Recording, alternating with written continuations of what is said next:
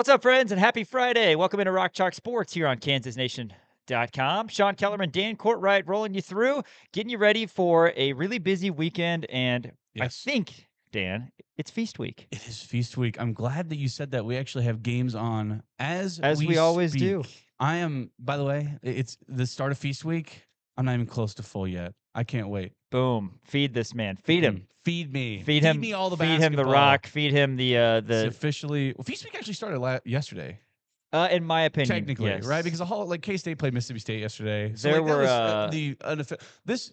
I mean, it's wall to wall today. It is. It is. Yesterday And wasn't it, and as it goes, and much. that's what's great. It's like an 11-day affair where there's Yeah. basketball, football, mainly college basketball is where the feast week uh, originated, I guess, and Yeah. and they market that in certain ways. Does ESPN, but I count NFL, college football, all of it going Of on. But course. exciting time of year for sure. We're talking KU football here in this opening segment. Got to preview those Cyclones from Iowa State. ISU, they are bowl eligible at 6-4. KU, they need one more win, 5-5, and it would behoove them to get it done tomorrow Behoove. at Jack Trice Stadium, 11 a.m. kick. You can listen to the Crimson and Blue Show on Sports Radio 810 WHB at 9:30. We're also going to hear from Jalon Daniels here in the opening segment. He spoke to reporters earlier this week, and then a special guest is coming in next segment to join us here. That's right. Kansas Nation Studio. Yes, every Friday, joined by a very special guest, good friend of the show, good friend personally. Shreyas Laddha from the Kansas City Star is going to be joining us right here. Shreyas Laddha will talk football, talk men's basketball. Bill Self, spoiler alert, before we talk basketball a little bit later, earlier today at his press conference said that Darren Peterson, in fact, will not play in Las Vegas. So the Monday, Tuesday, and then either Wednesday, Thursday games, Kansas will again be without DP. Hopefully he can get that hamstring figured out and be back out there for KU's following game, which is December 2nd against UConn. Right, which something that didn't really I didn't really register to me. I didn't think about was the fact that somebody coming off of a hamstring and cramping issues, the fact that they're going to have 3 games in 3 days. Like, I don't know why that never registered with me. Like, oh, that's probably a horrible situation to go into, especially when you're dealing with cramps and hamstrings and that kind of thing. So I guess we probably shouldn't be shocked. Yes, I know it sucks. You don't have to keep on telling me it sucks. It obviously sucks. I totally understand that. But like I said before, the main thing, I've been very consistent about this. The main thing is you got to get them healthy for Big 12 play. Yeah, that's what counts, and need KU to be the best version of themselves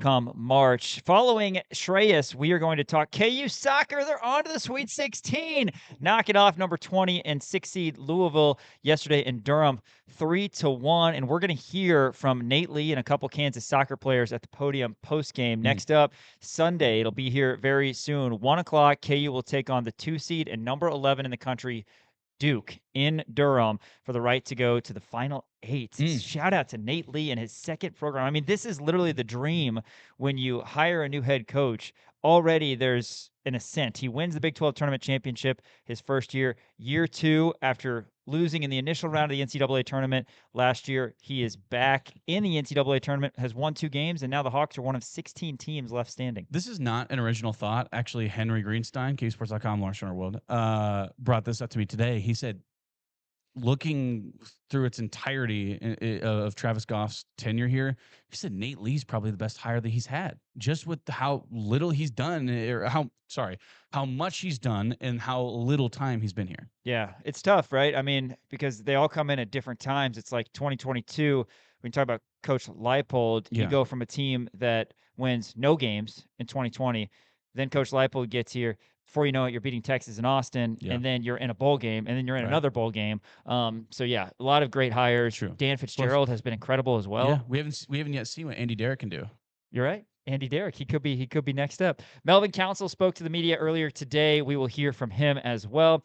And then after that, Dan, ding ding ding ding ding ding ding ding ding. Sports Stock Market, the lightning round edition, as we've got so much content for you today on Rock Chalk Sports. We'll do a quick sports stock market, keep you up to date on everything going on in the world of sports.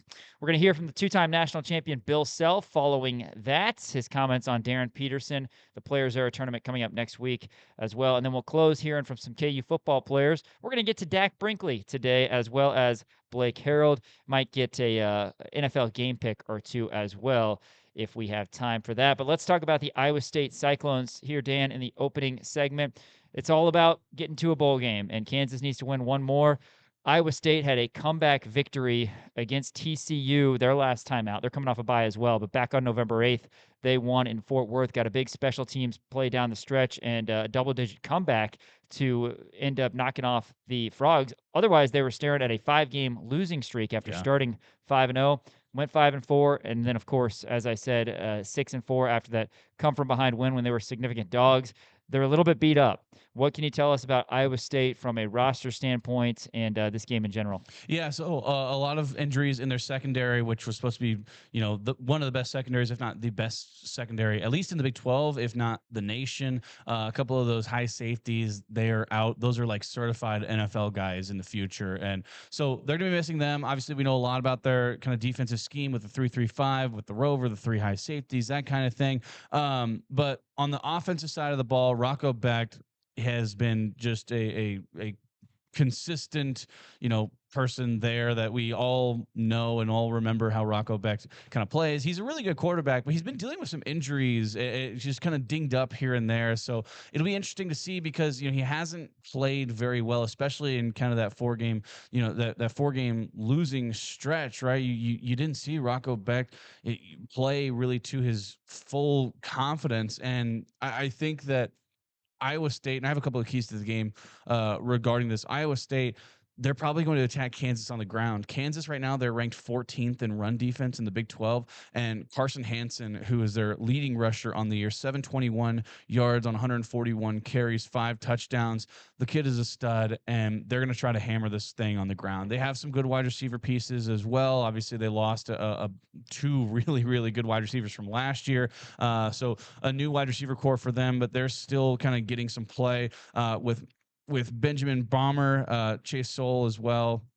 So they have good pieces through the air. Rocco Becht hasn't really been himself. So I would imagine that they're going to really try to attack us on the ground with Carson Hansen and Abu Sama the third, who also has 588 yards on the season as a running back. So they have kind of this 1-2 punch, a little bit kind of like Daniel Highshawn, Le'Shawn Williams in that aspect. A good running game, but we know Rocco Becht has the ability to beat Kansas through the air. It's going to be tough. It's going to be a hard environment. Jack Trice Stadium's never easy to play in, but I think I like Kansas in this one. And weirdly enough, I feel more confident about this after they beat TCU in such, tremendous fashion because they're already at 6 wins. A little less desperate. So that's exactly what it is. If they would have not gone to a bowl game, they would be in full desperation mode. We have to win this game. This is, of the utmost importance. Now they're already bowl eligible. They can get to 7 wins. So that makes you feel a little better. But if you're an Iowa State fan, but Iowa State, they're probably looking at this like, okay, well, we have 6 wins. It'll be good to get this win, but they're not as desperate, like you said. Yeah. Couple things we need to know. Iowa State has had some injuries. You talked about tight end Gabe Burkle is out. They also have a couple, and by a couple I mean 3 defensive backs who have been officially ruled out, as well as an offensive lineman and a linebacker. We didn't touch on the Kansas availability report yesterday when it came out Wednesday night, but Carson Brune obviously going to be out, as is Deshaun Hanukkah. Nolan Gorsica, we spoke to a little bit earlier this week and heard that yesterday on Rock Chalk Sports. He has been playing a little bit as that 6th lineman slash tight end, H-back, if you will. If you're Dan Courtwright, that's probably what you called it. Oh, well, hey, don't. I was an S-back. S-back, of course. For stinger back. Of course. Oh, that's great. Just kind of like the Jayhawk formation. Horrible. Right? But yeah, so no Brune and Hanukkah for Kansas, and then 3 players that are questionable include Keenan Caldwell and Daniel Highshaw. So it kind of comes about what Lance Leipold was referring to on Monday regarding not being as healthy as they were hoping at the running back position. Gotta hope Highshaw can go. I mean, this dude has been on and off the injury report pretty much his whole career. And we've seen in only a couple games this year, Kansas can be efficient if they have both Highshaw and Williams out there. Now, granted, I think the most important player in this game is going to be the guy we're about to hear from in Jalon Daniels, but he needs a little bit of help. And if that's the running game, if it's great pass protection against a team that doesn't have a great pass rush, and if it's wide receivers catching the balls, let's have all those things happen because Kansas can go up to Ames and they can pick up a victory against an Iowa State team that's pretty battered. Yeah, 100%. And I do have some keys to the game on the defensive side of the ball. Got to be able to stop the run. Don't let them beat you deep because as soon as Iowa State gets one of those big plays, like a big burst, that's when Kansas can get on their heels and the defense can start spiraling. So remain consistent, play assignment football. and stop the run is probably the main thing on the defensive side of the ball. On the offensive side of the ball, it's kind of the opposite. You have to get your run game established with Daniel Highshaw. That's going to be tricky to see, but we have faith in LeSean Williams also. But you have to. What I'm going to be looking for here is Emmanuel Henderson and how much of an impact he has on this game, because Emmanuel Henderson, we all know, was insane at the first part of the year. Then all of a sudden you're seeing double teams, right? You're seeing hard zone coverages, and they're overemphasizing wherever Emmanuel Henderson is out there on the field, because they understand his speed, his athleticism can beat you down the field. So I want to see Emmanuel Henderson come back and have a huge game. Last week, I believe, was the first time we've seen him in the end zone in like 5 weeks. So I want to see Emmanuel Henderson. Their pass rush is not good, so JD's going to have all day in the pocket. You can expect that with, kind of that three-man front. They bring pressure sometimes with those linebackers, but at the same time, I feel confident in JD sticking in that pocket. Also, even if they do bring pressure, JD's so good at evading that pressure. You still feel good about it. But JD's going to be more comfortable. Got to be on target. He's going to be more comfortable, so he's going to be, on target more. We've seen JD get flushed out, does a good job of evading, but whenever you're on the run, that makes your accuracy just that much worse, and you cannot have that. So I want to see Kansas, especially Emmanuel Henderson, beat these guys deep.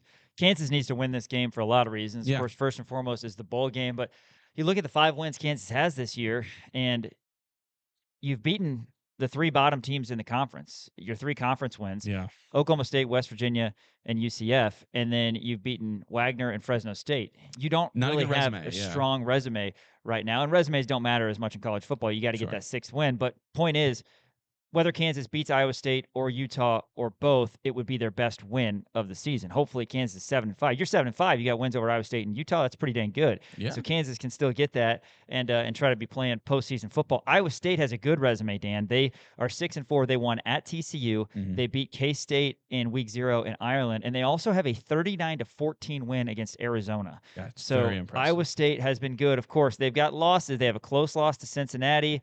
They've got a 2-touchdown loss to BYU, and then a 1-possession loss to both Arizona State and Colorado, the latter of which is likely their worst loss of the season. But again, they've been a little bit bruised and battered. 6-4 after the KU game. They are at Oklahoma State, and this is their senior day for Iowa State. KU needs to go up. They need to play well, and they're due. They got to pick up a signature win. And like I said, it's all about win number 6 in terms of college football. Let's hear from KU quarterback Jalon Daniels, who spoke to the media a little bit earlier this week.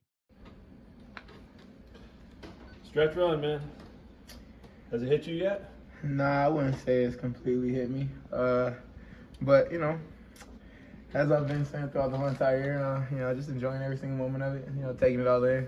At the end of the day, I can't really control the salt that's in the hourglass, but I can definitely go ahead and watch it go down, but enjoy every single moment as it does. Yeah. We're just talking to Nolan about the late bye week. You obviously had 3 this year, but the late one. Yeah. They all help, I'm sure. But 100%. But is there any added bonus to the late one, that especially when you're trying to make that late push and get that 6th win? Did it bring any extra motivation or juice for you guys? I mean, I wouldn't see anything extra. Mm-hmm. The bye week is always going to be, not only great for a mental break, be able to, take a step back, but also be able to, get an extra week of preparation. Mm-hmm. I think it does a lot for the body, for the body. It does a lot for the physical aspect of being able to play the game. And, of course, you're not taking a complete break from football, but you're not going into a game Saturday and completely banging every single play. But I think it's definitely allowed us to be able to, get some guys healthy, be able to make sure that we're going into this week mentally prepared. This is 2 years in a row, man. After some injuries throughout your career, you've been durable, and you've talked about that whole bulletproof thing and all that. How much pride is there from you in what you've been able to do from that standpoint these last couple of years? Yeah, I mean, it's been great. Obviously not really getting the immediate win-loss ratio result that I would want per se, but at the end of the day, when you really look at it, there was always a lot of question about things of that nature, and that's one thing within this game that you have no control over.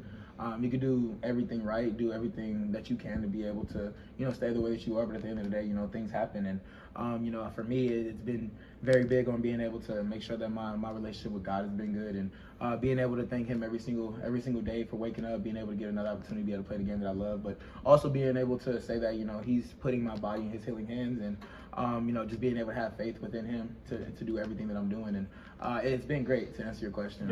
I'm very excited to be able to, go out there and play every single Saturday, especially, as you said, the hourglass is kind of running down. For you guys, during this past bye week, you got Saturday, Sunday off. Mm-hmm. I know you're part of the leadership council. What was that kind of discussion like with Coach Leipold and the coaching staff about maybe getting some time just where you guys can reset away from the facility before a stretch run like this? Yeah, I mean, I think that, you never really want to, how do I say that? You don't want to never butt heads and, try to say a different way of how things should be going. But, when at the end of the day, Coach Leipold has always asked for leadership council's opinion on everything. And that's something that we felt that as a team would be best for us, especially being able to get a mental break, little mental preparation for going into these last two regular season games. We know that these last two games of the year is big for us. So trying to be able to go into the week, like I said, as mentally and physically prepared as possible. But some guys, want that Saturday to, as a break for football. For me, I like watching football. I want to be able to see all the other games that are happening around the nation, and I wish I was able to see Iowa State and be able to have that type of view. But for a guy like me, I love to watch the game. I love to be able to watch, some of the top prospects, some of the guys who are making noise every single Saturday, and that's exactly how I spent my Saturday. So you were here. Yeah, I got the chance to be able to watch some football, man. You gotta love that. You mentioned Iowa State. You've been around that program for a while, in Kansas the last handful of years. What do you think about that team this year?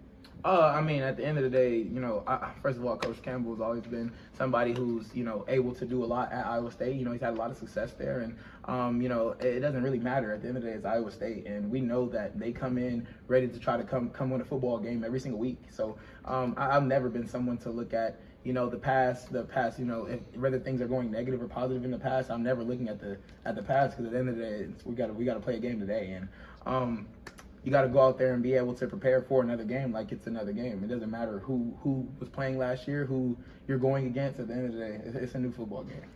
What about their defense? Just anything stick out to you?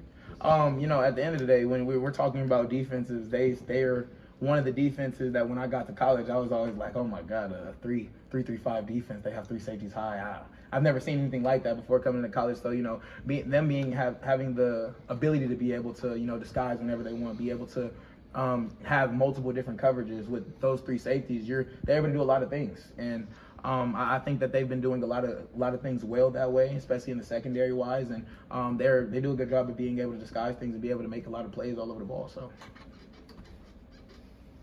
Staying on those three high safeties with that rover, obviously this isn't your first time going against that. What's your comfort level going against that, especially since KU's had Iowa State's number over the last couple of years? I mean, I wouldn't say that there's like a comfort level. At the end of the day, I'm going to treat Iowa State as if they're another team, and go watch film, because at the end of the day, just because you're going another three safety high defense does not mean that they do the same thing as they did previously, same thing that they did last year, same thing that another three safety high team that did what they did earlier this year. So you have to be able to look at what they've been doing this season, be able to try to get keys of what they've been doing. And one thing I'll say about Iowa State is they've been doing a good job on film of not giving too many of those. So you just got to be able to get a deep dive of how they are going to try to approach you, see other quarterbacks that they went against, see how they try to play them, and kind of be able to mix and match it from there. I asked some of the other guys about this. I mean, obviously you got to keep the main thing, mm-hmm. But still you're looking for that sixth win, right? You're looking for that bowl eligibility. Is that something that's talked about in the locker rooms, or are you just like, hey, let's focus on just winning the game, and then we can talk about bowl games after that? I mean, you never want to get too far ahead of yourself, and you never want to harp on the past. So, like you hear from almost every player, we focus on the day-to-day things. At the end of the day, you can't win a game in one play. You can't win a game in one day. So we try to focus on the day-to-day, everything that we do on a day-to-day basis, because we never know what the one little thing is that will help us win the game or lose the game. So I'm sure you heard the guys say that, they're trying to focus on everything that they can right now, and they never want to get too far ahead of themselves. Talk about a guy who needs to have one of his better games this season. Jalon Daniels needs to deliver for KU, and hopefully the supporting cast does the same. KU and Iowa State, 11 a.m. tomorrow. Can the Hawks get that elusive 6th win? 9:30 a.m. coverage starts on Sports Radio 810 WHB. After this on Rock Chalk Sports, Shreyas Laddha from the Kansas City Star joins us in studio to talk all things KU football and basketball. That's next on KansasNation.com. I'm DJ Withers, and you're watching KansasNation.com. Listen up, guys. A new year is coming, and you deserve to feel your absolute best. Whether you're chasing peak performance, trying to reignite intimacy, or simply want to feel your best, Game Day Men's Health Lawrence is your calling. Situated in a plush man cave setting, their services for testosterone replacement therapy, erectile dysfunction, vitamin therapy, and weight loss are sure to give you the boost you need. Make an online appointment today by searching for Game Day Men's Health Lawrence. Step up your game in 2025 with Game Day. Hey, what's up, Jack Nation? Roby Dunga here, and make sure you check out the KansasNation.com. Rock Chalk. Rock Chalk Sports on this rainy Friday afternoon here in Lawrence. Thanks for joining us. Every Friday, we're joined by Kansas City Star's finest, Shreyas Laddha, in studio. Shreyas, thanks for making the time to come on over here before you head up north for KU football against Iowa State. We just heard from Jalon Daniels last segment and definitely want to ask you football, but let's start with basketball. Of course, you were up in the city that never sleeps, and I'm imagining had a really cool experience being at Madison Square Garden. KU without Darren Peterson, they fought, couldn't score the last 5 minutes or so, and Duke eventually wins by 12. Overall, your experience and your take on that game. MSG is my favorite arena in the country that I've covered a game in, and you know I hadn't been there since I covered UConn a couple of years ago, and it was just it lives with a hype. You know, you can just walk into the building, you feel it just feels different. You know, I know people say that about Allen Fieldhouse, but I think MSG is just another level in that spectrum. And I was telling you guys beforehand, food was nuts. Arena had a lot of options to eat some good food, and we got a voucher for that. So I had some truffle fries, some fried Oreos. Did not finish either. Man. But the game itself, I was pretty impressed with Kansas. I came away like, you know, I thought they were going to get blown out. I talked to a lot of KU fans beforehand, and they were kind of semi-optimistic, but they didn't have much hopes of like this being a competitive game. But you know, you're within 3 points with 5 minutes to go. I feel like that's all you can ask for, right? They're positive traits you can take away. The young guys played well. Flory played well. Trey White played well. Melvin Council had a good second half. Something I'm continuing to monitor is their shooting is kind of abysmal again this year. 19%. Yeah, 19% is not good. They've kind of struggled the last couple of games. I know Bill talked about it today. He wasn't super worried about them. And I think I'm in the same boat. I think when Darren, a lot of their shooting concerns go away. But you really hope Cole and Jaden can kind of figure it out from deep. Overall, though, I think this was the best they've looked without Darren Peterson against a really, really good Duke team. Like, I would say, like, they're number 5 in the country right now. I think they're probably closer to 1 than they are to 5. Wow. I mean, that's a big thing to say. And, you know, Duke's obviously a very good team. Wanted to talk to you about another guy on this roster, Bryson Tiller. And I wanted to, I guess, focus on the bigs more in particular because, you know, Bill Self said whenever we don't have Darren Peterson, you know, with Trey at the 3, Bryson at the 4, Flory at the 5, that's our best team. But it's kind of a catch-22 because whenever they're both out there, that takes away your depth. And what we saw happen is both of those guys get 2 fouls relatively quick. They both came out with about 6 minutes left in the first half, and that's when Duke really went on that run. What are your thoughts on that matchup and just the overall play that you saw out of them and your concern level of foul trouble, you know, for the foreseeable future with that particular lineup, specifically with Bryson and Flory both in? I mean, I think there's a little bit of concern level, right? This is a second game where they both had foul trouble, right? And I mean, Flory's kind of dealt with foul trouble throughout this year. I think coming into the game in New York, he had 3 of 4 games where he had 3 fouls at least, which you just got to be a little better. And they're kind of ticky-tacky fouls. It's not like he's getting his money's worth where he's hammering the guys who are going to it's like, oh, he's pushing a guy down low a little bit or, you know, going for rebound and elbowing somebody or something like that. I think he needs to know, and he realizes like what's at stake, because right in the second half when Bill decided to keep in 4 fouls, he didn't foul out, which was I think a big sign of progress. Obviously Bryson fouled out in that game, I think with a few minutes remaining, but I really like that duo of Flory and Tiller. I think it gives them some much needed defensive rebounding help with Tiller out there, but also the defense overall is a lot better. And Bryson's kind of a mobile enough big man where you can kind of like say, oh, if this guy's a 4, go guard him the perimeter. I think Bryson can do a really good job of that. Yeah. And Flory can be the guy down low, being that post presence on the defensive side. I'm really curious to kind of see what happens when Darren comes back, because I feel like there is you just play a jumbo size lineup at points where a guy like Cole or Melvin Counselor are not playing minutes as much, and you just say play with them, play Tiller, Trey, and Peterson, and one of Melvin or Cole alongside them, and see what happens. I think Tiller coming off the bench will be good for him though a little bit, because like he can be focused solely on scoring the ball, which is what he was doing before he had to start. And I think that's kind of the one thing watch when you watch him in the starting lineup. He doesn't really look like he's a role out there. Like when you come off the bench as a 6-man or 7-man, whatever, he's a defined scorer for that team because they need scoring off the bench. There's nobody who can really give that. You were hoping Omar could do that. He hasn't quite lived up to that. When he's out there on the floor with Cole and all these other guys, it's like, okay, besides rebounding, what does he give you on the floor? Is he going to be the guy taking a lot of threes? I don't think so. But he started off the season perfect until I think the MSU game. So I think, we will see some minutes with Darren and those 3 in the lineup. But I also think it makes sense for him to go back to the bench and have a defined role and be the guy, super 6-man almost for Kansas. Yeah, it's nice having options, right? Yeah. And you mentioned the bigs, the ability to guard on the perimeter. Both of them can, right? Both of them have high ceilings. Udoka Azubuike, when he was here, by the end of his career as a senior, a 7-foot monster dude. He could switch on a point guard. I mean, so he was really good. And kind of to throw another great Kansas big, his name out there regarding fouling. In 2012, if you guys remember, Kansas had a couple players that were ruled ineligible right before late night in the fog, and they were incredibly thin.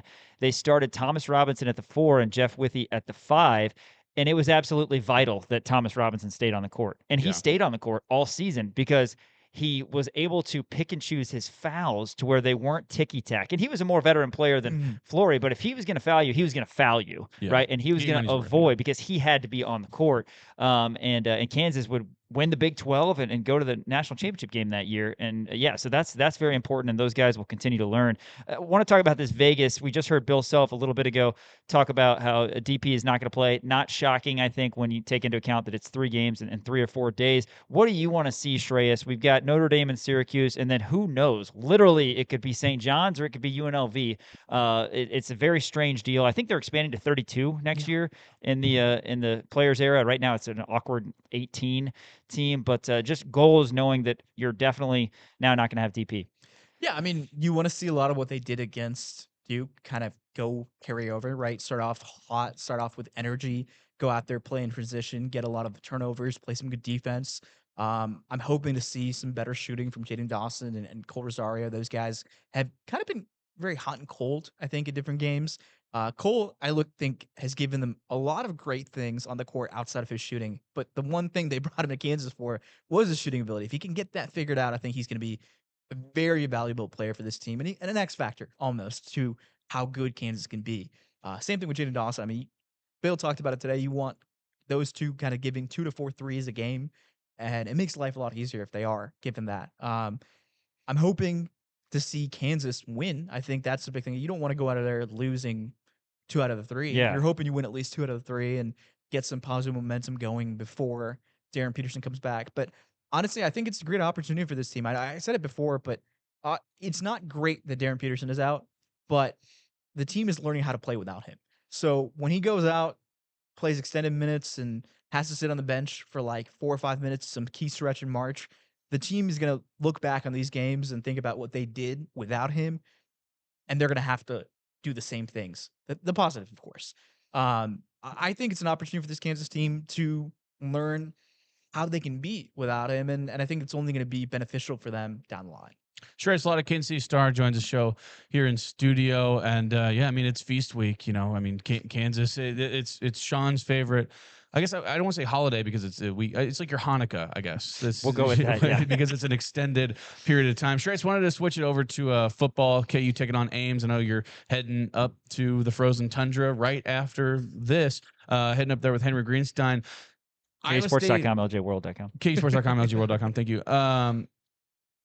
Iowa State is they're fascinating because they're a very good program, as we know, riddled with injuries, but they still have really good pieces around. Matt Campbell's still a really good coach. Rocco Beck's been dealing with some stuff. Give us a preview of this Iowa State game and just the importance factor, right? Because I was talking with Sean about this earlier about Iowa State's a little less desperate now that they have their 6th win. Yeah. Kansas is still looking for it, right? Do you think that's a factor at all in this game? I absolutely think it is, because at the moment Kansas knows what they want and they want to win, obviously. But if you look at who they have remaining in their schedule, I don't know if they're going to beat Utah. I don't know if those guys think, you go into a Utah game at home, you've lost 2 straight. If you lose to Iowa State, that's just a tough proposition to say, go beat a ranked Utah team. Like, that reminds me of a lot of what they were last year against Baylor when they got their butt kicked in that last game when they needed a win.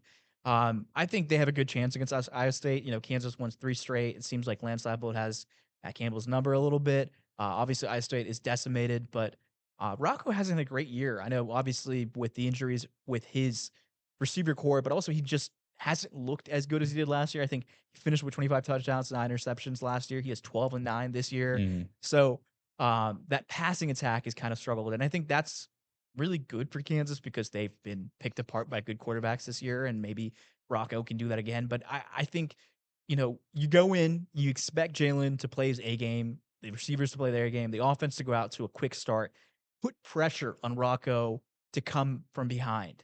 I think that's going to make him prone to mistakes and prone to making errors that, he shouldn't make, but he's forced to do because they're behind. I think right now Iowa State's only averaging like 1.3 or 1.2 passing touchdowns a game, which is not good. No, yeah. But on the inverse, their defense has done a really good job of stopping passing touchdowns. I think they're only giving 1.3 passing touchdowns a game. So Jalon's going to be tested. Like, the defense is good, but Iowa State's offense is not great. Arizona had a much more well-rounded team, and Kansas stuck around in that game and had a really good chance to win it. I think Iowa State has a clear deficiency on offense. They're like 70th in points scored per game. Rocco's had a really up and down rocky year, as some would say. But I think it's one of those things that if you can't beat Iowa State on the road when you need a win, then the season, in my mind, is over. Yeah, I mean, you would have one more dart to throw with the Utah game, but would be a little deflated, I fear, going into that, because Utah is a top 15 team, and certainly the guys will practice hard all week and all that. But yeah, let's go ahead and get it done on Saturday.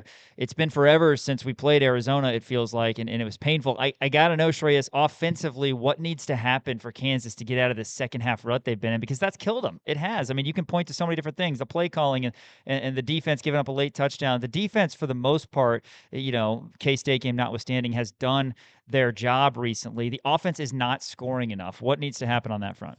Yeah, I mean, I think the run game needs to come out established. You need to get 3, 4, 5 yards of carry on first down, and then you want to find yourself in 2nd and 5 situations instead of 3rd and 8 when it happens, because you want to give Jalon a chance to pass the ball in 2nd and 3rd down, where it's short passing opportunities instead of long 3rd downs. I'd like to see them make his life a little bit easier with some option. I feel like I talk about this every time, but they just don't run enough option. I don't really understand it, because I feel like Jalon is really good at the option, and Kansas in general is pretty good at the option. I think there needs to be a little more offensive creativity there. I think we haven't seen it as much. And the funny thing to me is I feel like when you go back and watch that UNLV game, that bowl game, I feel like Coach Zabrowski pulled a lot of things out of his bag that we really haven't seen much of this year. I don't know if it's the lack of trust in personnel, or he just doesn't think this team is built to play that way. But I feel like there's got to be a little more of a, let me do something different with this team, because I feel like this vanilla play calling is holding them back in the second half. And Jalon has got to be more accurate. He just hasn't been up to par, I think, the last 3 games, really since the K-State game. And if he can get back to what he was pre-K-State, this team should come out of there with a victory. I want to flip the field and look at the defensive side of the ball, right? Because Kansas, the run defense is one of the worst in the Big 12. I believe they're ranked 14th right now. Rocco Becht hasn't been great through the air, but that means they can feed their running backs more. Carson Hansen is a very good running back. Give me some keys to the game on the defensive end of the ball that you think Kansas has to execute in order to win. Yeah, I mean, you can't keep up giving 3rd down opportunity chances and letting them convert. Like, I feel like that's a demoralizing thing for this defense. We've seen it time and time again where they give up a long third down or a third down opportunity at conversion, and something that should be maybe a punt turns into 3 points, and that stuff stacks up, right? For sure. So you have to prevent third down conversions. I think they've really struggled with that this year. The red zone defense has got to be big. Like, it's huge against Rocco, and like if you're forcing field goals instead of touchdowns, that stuff adds up, puts less pressure on the offense. And I think the biggest thing is, can they get some turnovers? We've not seen them consistently get turnovers off teams this year. I think that's the one thing they've missed with Kobe and Melo gone is there's no ball hawks out there that are out there hunting for turnovers, right? Kobe and Melo would get burned at times, but there was a lot of times that they have a game-changing pick or game-changing pick six or whatever. I want to see that against Rocco. This is the quarterback to push. Take some chances, blitz him a little bit, make him frazzled, make him throw balls in tight windows, throw balls before he's ready. Do everything you can to make him feel like his internal clock is sped up. Yeah, and Dak Brinkley, a guy that we saw a lot from against Arizona. You got a little bit more pass rush. You want to see him turn up the heat for sure against Iowa State. That's coming up tomorrow at 11 a.m. Shreyas, I understand you've got a little road trip planned with Henry Greenstein. Need to know what the topic of conversation is regarding. I mean, is it fried Oreos and truffle fries? Two things that I know Henry enjoys because he can't eat meat, so he's unable to really divulge in much. But what are you guys listening to? What's your conversation the fans need to know? He's got the Oscar. I feel like I'll let well, actually, my car is a old 2008 50C, so it does not have the capabilities of this thing. Typically I listen to everything on my AirPods. Whoa. This is unofficial. Off the figuratively record, speaking. Yeah. But we'll cut that. It'll be whatever's on the radio, I presume. But I think the topic conversation is going to range. I feel like anytime I'm with Henry, I feel like we talk about a lot of different things. It's probably going to be a lot of KU basketball, KU football talk. What food we're gonna eat in Ames? We were talking about. I think there's a shawarma spot he was mentioning that sounds delightful. I don't know how much Ames, Iowa is known for their shawarma. Yeah, the shawarma capital of the United States. You can get sushi in Lawrence, Kansas. That's probably true. Yeah. I mean, I don't know how good the sushi is in Lawrence, right? Kansas. But you can get it. It's not local. That's crazy. They're flying it in straight from Lawrence Ocean, as they say. Yeah, right. Yeah, but it'll be a fun trip, and I always enjoy talking to Henry. I feel like we're always talking about something. Yeah, for sure. Well, we always appreciate you guys coming on our show, and man, let's get a win on the football side of things, and then hopefully a joyous feast week where we can talk some KU basketball wins and enjoy some good food. Shreyas, have a great road trip and bring home a winner. Absolutely. Thanks for having me, guys. You got it. That's Shreyas Laddha from the Kansas City Star joining us here in studio. After this, we got to talk KU soccer. We're going to hear from Nate Lee and a couple players post game as they are on to the Sweet 16 to take on number 11 Duke. We're also going to hear from Melvin Council, KU basketball, who spoke to the media earlier today. Rock Chalk Sports rolls on KansasNation.com. What's up, everybody? Dan Peterson. Everybody go check out KansasNation.com. Welcome back to Rock Chalk Sports. KU soccer on to the Sweet 16. They got a 3 seed, and they've taken advantage of that as they knocked off Cal Baptist and then Louisville yesterday in a 3 versus 6 seed matchup. 3-1. They got it done, Dan. What an awesome second year it's been so far for Nate Lee and company. I know. It's absolutely been incredible. And, I mean, you just look at kind of the way that game started, right? Louisville, I mean, they scored first early, and you immediately go, it's over. You know what I mean? And then KU, 3 back-to-back. Just an incredible effort by them. A tough one coming up, man, because, not only are you, playing a Duke team who's a really, really good program, you're playing them at home because it's their pod. So they're going to have a lot of fans who are out there. I know Kansas travels pretty well, but, Kansas is really going to have to be aggressive on the offensive end of the the field. Yeah. Because let's enjoy yesterday. Right? You know what I mean? Let's we can talk all we want about Duke, but the Louisville game, it really did an incredible job. Sophie Daw did a great job on the defensive end, and KU controlled a lot of the field after that first goal scored by Louisville, and they just went on a run. That's kind of what we're used to seeing, right? As Kansas outshot them, had more shots on goal, and on the offensive end of the ball, Kansas is so aggressive, and I think that's going to have to continue, especially against a really good team like Duke. Well, big shout out to one half of the law firm, Brandon Perel, for getting us all of the Yes. bullet points regarding yesterday's win. But yeah, you mentioned Louisville went up early with that goal. Faith Johnston with the equalizing goal, 4 minutes to go in the first half, and then both Jillian Gregorski and Lexi Watts scored in the final 10 minutes. The Watts one made it 3-1 and kind of iced it for KU. This Sweet 16 is the third Sweet 16 appearance for Kansas soccer in program history, the first since 2019. It was 2019 and 2003. It's also the 19th road or neutral victory for Kansas in the last 2 seasons, which is the most in the nation. Hawks are 9-2-1 in games played away from Lawrence this season. So just one impressive bullet point after another. Caroline Castens, by the way, she set the single season record for assists in program history with a pair. She now has 15 assists on the season. She has been awesome. Johnston, who's just a freshman, scored her third goal of the season, second of the NCAA tournament. So yeah, now it's going to be KU and number 2 seeded Duke, who's number 11 in the country, Sunday at 1 p.m. Nate Lee, he's got a lot to be proud of. He spoke post-game alongside Jillian Gregorski and Caroline Castens as KU's on to the Sweet 16. Let's hear that now. Yeah, we're very honored and grateful to be sitting in this seat. Louisville's a great opponent. We knew them pretty well beforehand. I personally had been around their program back at my old stop. Karen's built something really special there, and I thought this was the best version of that team in a long time. The things they do make sense on the field. They have ability to solve a lot of different problems. If I'm being honest, I didn't want to see them in the second round. Nothing personal to them, but I was kind of cheering against them because we knew it was going to be a tough game. Again, we started a little bit slow, which we were going to continue to try to address, but really proud of how the team stuck in there, held the ground, and then slowly started to gain momentum, gain territory, feed into our identity and what we like to do. It was a really, really important goal from Faith there before halftime, to put us 1-1, to give us that burst of energy. I thought her and Jocelyn were tremendous in sort of their shift up front, and then really proud of the second half that we just put out there.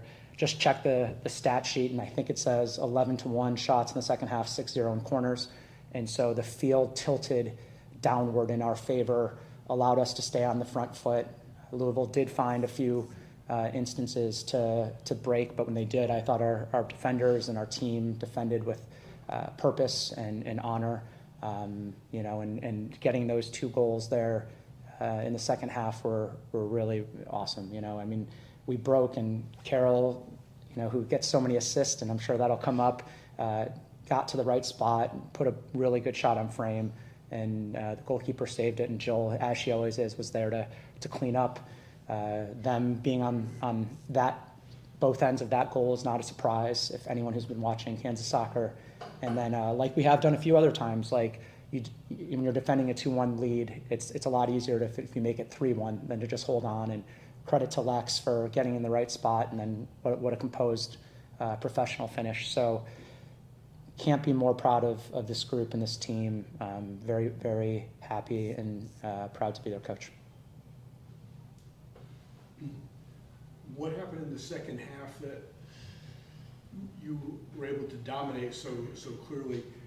11-1 in shots, 6-0 in corners. What did you do tactically make a change, or just the way the game developed? Is that for me? Yeah. No, I don't. We made sure to clarify some tactical responses to what Louisville did. They were pretty sophisticated in the build, and they had a lot of different rotations, and were trying different ways to get through our press. Usually, the answer is less complicated than it feels, right? And so I think a lot of times the players come with a lot of questions, and I'm like, hey, you guys know the answers. It's that we're hesitating, right? If we hesitate and are late, a team of this quality with those players are going to play through you. If we get there and don't tackle and they pop out, well, then we're in trouble. And so I just think that 95% of our success was just a change in mentality, that we are going to come forward, that when we get there, we're going to tackle with our entire bodies instead of backing out of it. And then when you have that mentality, the ball tends to bounce your way, right? And so all the stuff that was bouncing Louisville's way in the first half, we were able to gain momentum. I thought we did a much better job of playing the balls into space, right? If Louisville chose to press us high consistently all the time and play a high back line, in my opinion, we would be silly not to test that space. And things that were being underhit in the first half, we're now finding that space. Things that we were missing central, we're now in the proper channel. And our forwards, all 5 of them, right? Lexi, Sage, Faith, Jocelyn, and then even Joe got back a little bit. We're doing a much, much better job of digging them out, or at least earning throw-ins and corners that allows us to stay downhill. So I think it was more a mentality change than anything. Julia, Walkus, I'm sorry. You're good. I'm looking at Carolina, and I actually want to ask you about the goal first. Walk us through the game winner. Yeah, I think the ball was out wide, and as always, 2 people need to be center. And since it was really high enough, I was in the box, got crossed. I could see Caroline running on my back shoulder, so I tried to just get a ball to her because I know she was wide open. And then, like she always does, hits a clean strike, goalkeeper saves it, and I'm just lucky to be there in the right spot, finish it. You're initiating the play, but also finishing it because you kept running unmarked, essentially. Yeah. Right. So I've always pass the ball and then you have to follow it. You never know if the goalkeeper's going to make a save, if it's going to get deflected. You don't know how the ball's going to bounce. So as long as you're in the right position, you can score. You set the school record for assists today by 2 with your 14th and 15th. Yeah. Congratulations. Thank you. How have you embraced that role this year on this team? I'm just trying to help our team out the best way I can. I think one of my strengths is my crosses, so just trying to put the ball in dangerous spaces, and my team's doing a great job at finishing them. So Jill always finds herself in a good position every game, and she says she's lucky to be in that spot, but she puts herself in that spot, so she deserves those goals. Was it kind of ironic that you get the record-breaking assist when you were trying to shoot the ball and score the game winner yourself? Yeah, I did try to score it, but I'm grateful for the assist. I'm just glad the ball went in the back of the net one way or the other. You're probably going to have to go through another ACC team if form holds in the nightcap. Coach, what it's a tall order to come into ACC country and beat 2 ACC teams back-to-back. How do you prepare for that? If you're in the final 16, every team has earned their way there. So they had to earn their way into the tournament in the first place and had to win 2 games. So everyone's good. The ACC had all 4 Final Four teams last year, and 3 of the 4 1 seeds this year. So they're the best soccer conference. This year, the Big 12 was the second best conference. We had played an ACC team earlier in the year in Florida State and tied them and didn't feel fortunate and didn't feel happy either. We went toe-to-toe with them. They're very good, but we didn't leave that game feeling like anything special. We just went toe-to-toe. And so Louisville's a great team. They've only lost a few games this year, so we knew they were going to be tough. But quite honestly, the fact that they're with ACC doesn't really matter to me. This group has scored now over 50 goals. This group has now played 12 teams that went to the NCAA tournament. This team has beat 7 teams that competed in this tournament. This team has not lost a game outside the top 20. This team's for real. We listened to a podcast called College Soccer Nation, which have really respected coaches, and they talked and previewed this game, and they said that this is when the Big 12 gets found out, and they used Kansas as an example of a team that didn't even have a chance against Louisville. We were dismissed. I found that pretty tough. We had 5 top 50 wins this year. Louisville had 2. I think it's professional negligence to dismiss a team of this caliber. We deserve to be here. I appreciate it. We played it for our team before the game to tell them what the rest of the country thinks about this. And what I would just tell you and whoever's listening, is like whoever we play here, whether it's UCF from our conference or Duke. Duke's one of those teams that can, recruit the best 20 players in the country. There's like 7 or 8 programs. We looked at their wall, right, and saw all the NCAA tournaments, all the Final Fours, national final. Like, we very, very, very much respect anyone that we're going to play, and we know the caliber at Duke. But like, we're not really intimidated at all, if I'm being honest.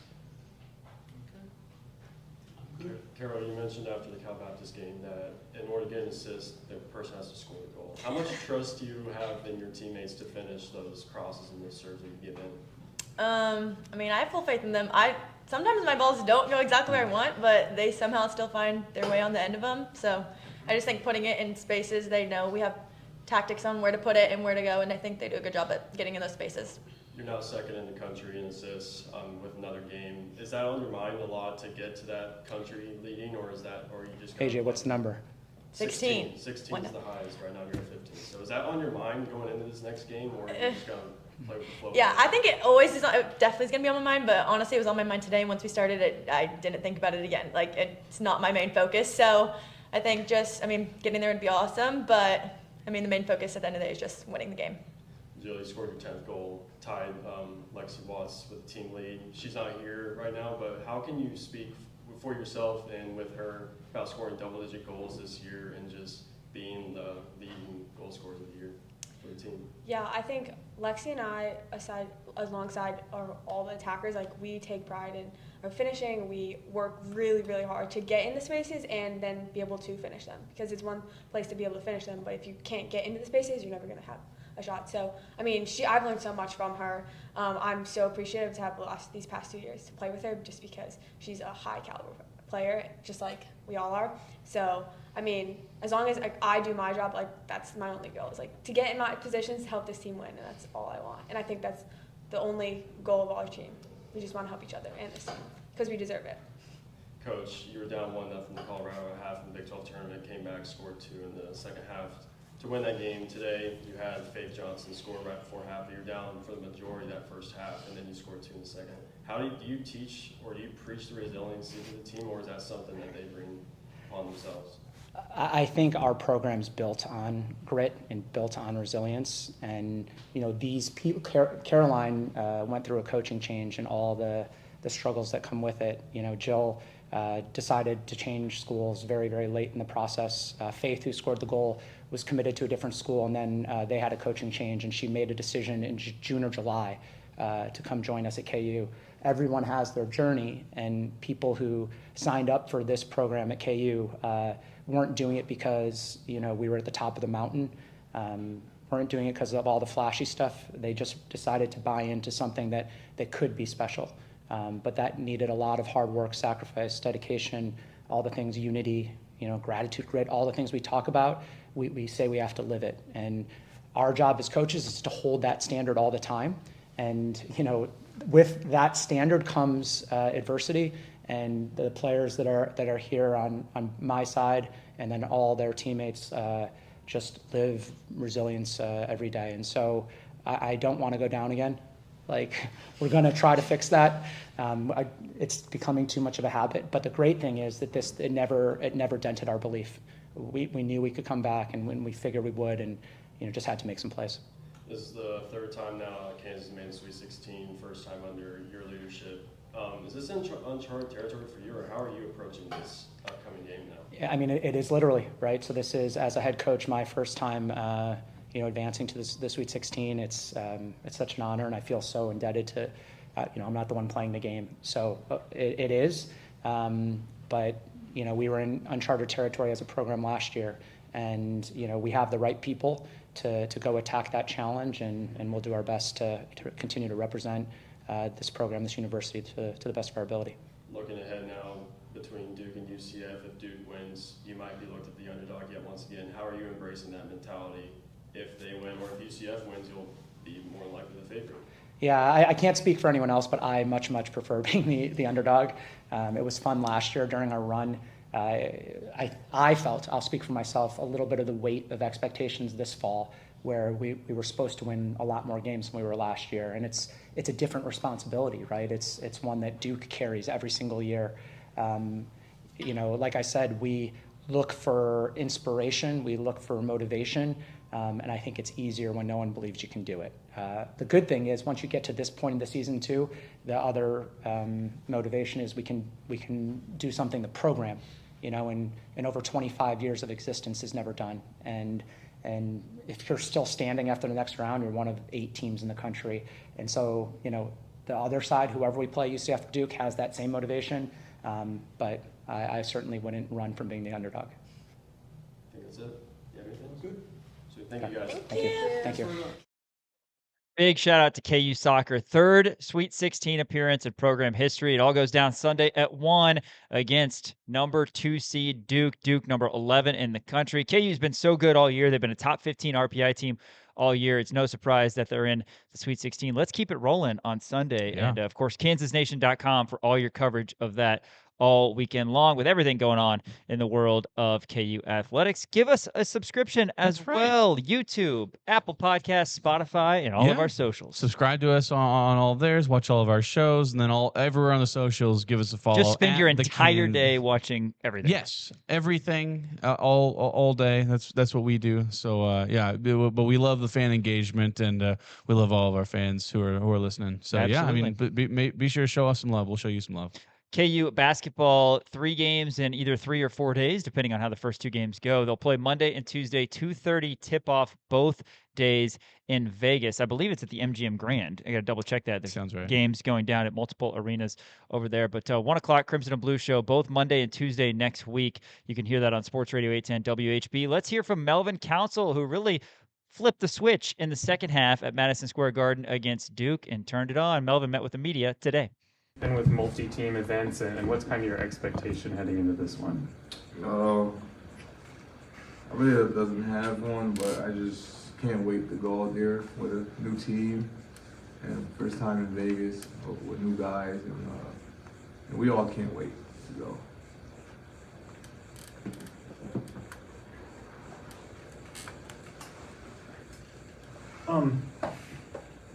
Obviously, without Darren against Duke, it was going to be tough sledding. After the game, did you look back and did you have thoughts going into the game, and then afterwards, how did those thoughts compare to how you thought it was going to play out?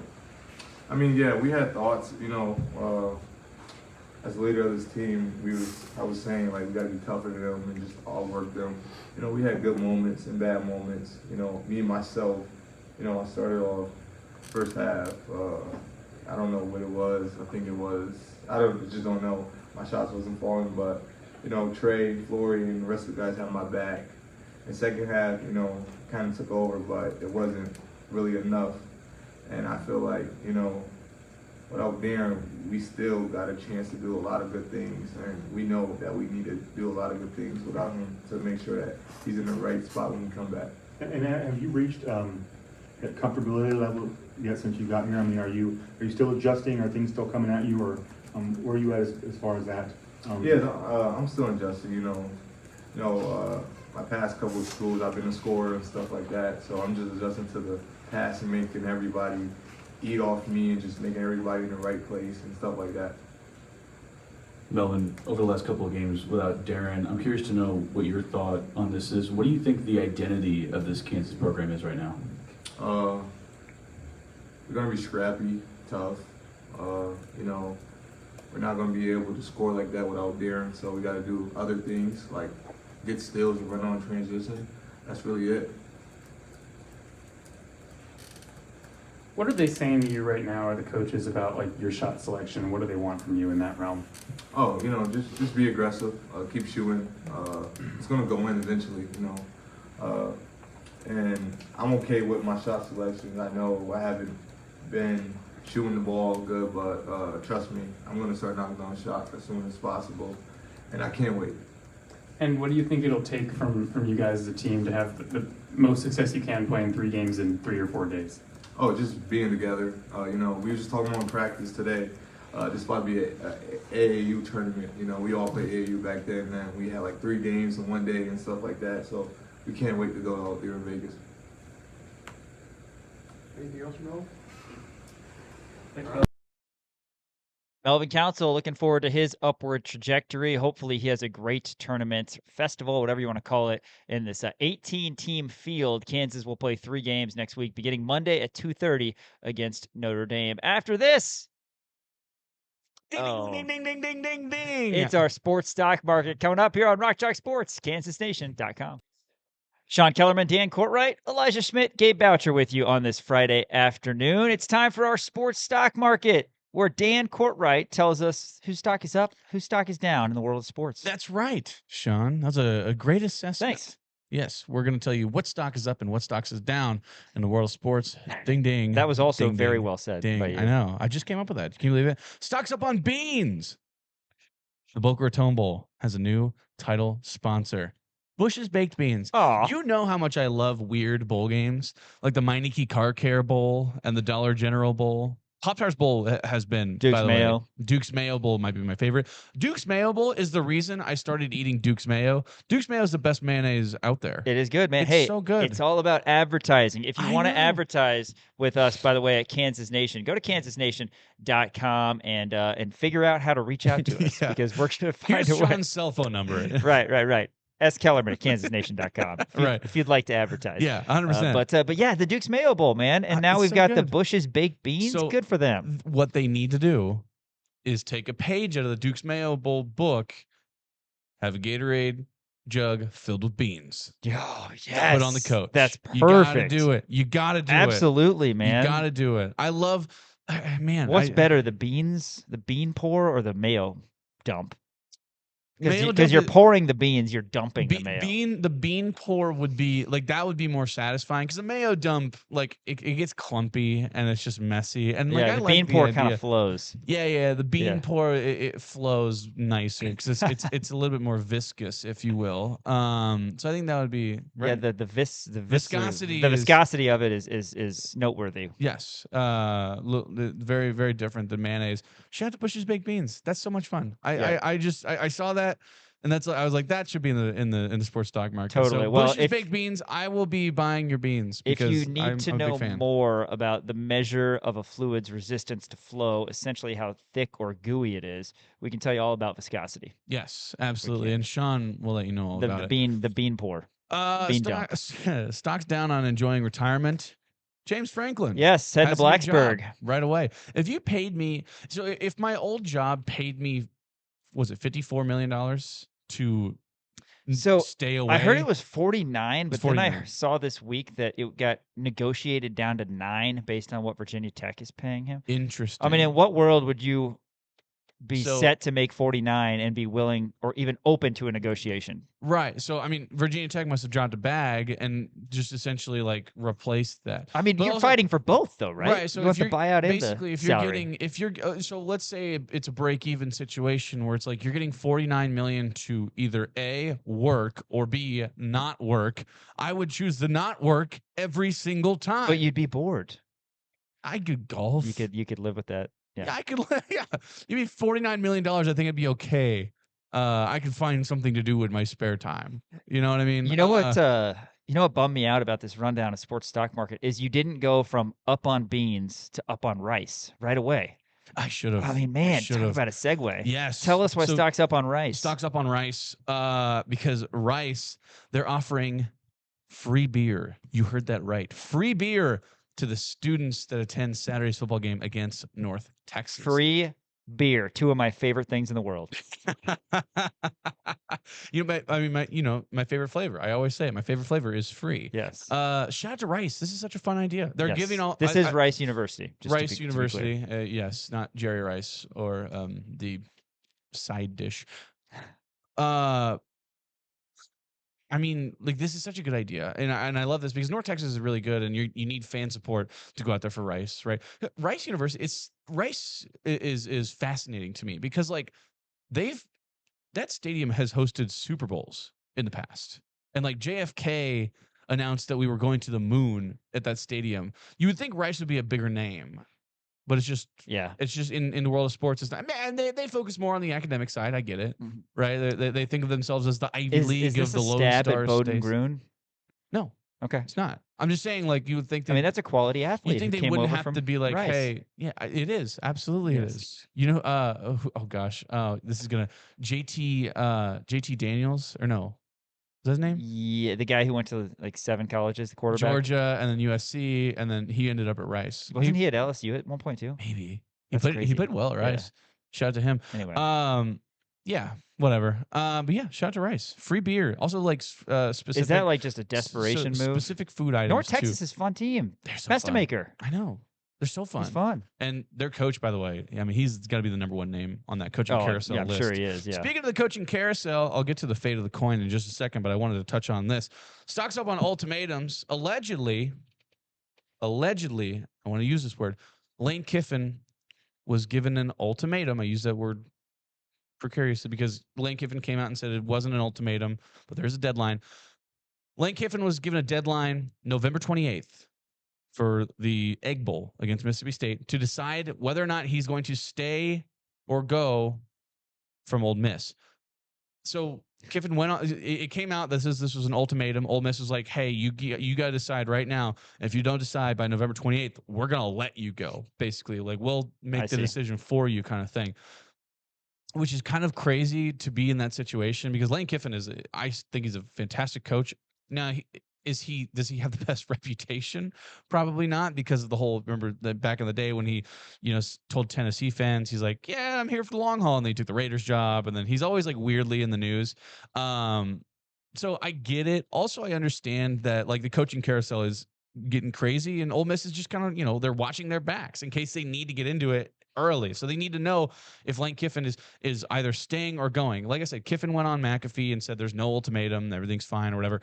But the concerning thing is Kiffin hasn't committed. Which is strange because McAfee would be a perfect time to do that. Absolutely it would be. So that's the thing that it's like, hey, if you know that there's a deadline by November 28th, like, if you're going to wait until that deadline to make a decision, the fact that you're making a decision, your players are going to know that. And your players are going to be like, oh, well, you're trying to, like, what are you, flipping a coin to decide whether or not you want to stick around with us? What's your deal, man? So my question is, if he goes to LSU, then does Whitweek stick around?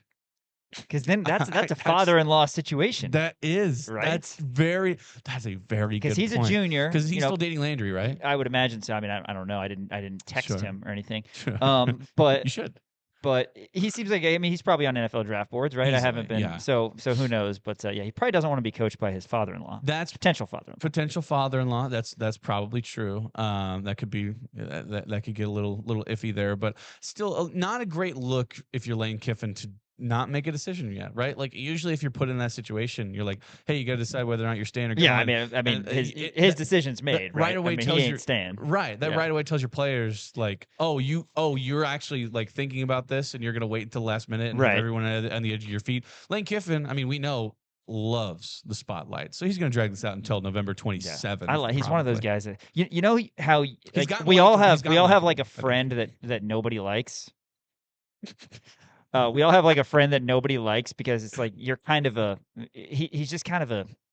I got to be careful. We're not on ESPN Kansas City today, but you know what I'm saying. Yeah. Just not well liked, but you're like, oh man, I like him, even though he's such a, and we all have a friend like that, right, yes. Elijah? We do. Yeah. And Lane Kiffin's kind of like that. He is. It seems like. I think he's gotten more likable. Like he was really unlikable, and then it almost became fun. It became fun to not like him, and he kind of leaned into it. Yes. And kind of likes being the heel, and he's a funny guy too. So I don't know. He is fascinating to me. Stocks up on the fate of the coin. Shout out to the MIAA flipping coin right here on my desk. This is just a weird stat that I wanted to pull out. I thought was fun. I like the minutia of these things. The Carolina Panthers, who are 6-5 right now. By the way, Bryce Young looks really good. He had 440 plus in the last game. Yeah, they've got a better record than the Chiefs, as do the Texans, who are now also 6-5. Right. So this is important for bettors. Carolina, they are 6-0 when they've won the coin toss and 0-5 when they've lost the coin toss. Really? Isn't that fascinating? That is fun. Okay. I know. Isn't that great? I think you got to start fading it, right? You got to start going opposite. Yeah. Start going opposite, man. Law of averages. I think it's about 50-50. Yeah. Good one there. Good one. How about the Panthers though? And do Good we for need to them. be concerned after the Texans beat the Bills last night? That's another team. The Chiefs get to face them, but that's another team now. Yeah. That is in over the Chiefs. So the Right. Chiefs right now are 9th in the AFC, which I think they were anyway because the Texans. Sure. I'm not worried I about the think have a better Texans. tiebreaker. I'm just saying, there's only so many spots to have, right? Yeah, but Everybody's got to eat.